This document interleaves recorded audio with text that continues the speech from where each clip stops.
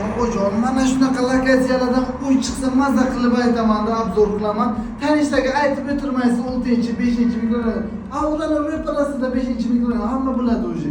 Ikki xonalik ajoyib xonadon, 5 ta plus 1 ga etaj, ikkinchi etaj, Korolevskiy qavat, ikki tomonlama proyekt, magazin, bog'chasi, maktabi, hammasi uyning oldida yo'ldan o'tmaydi bolalar.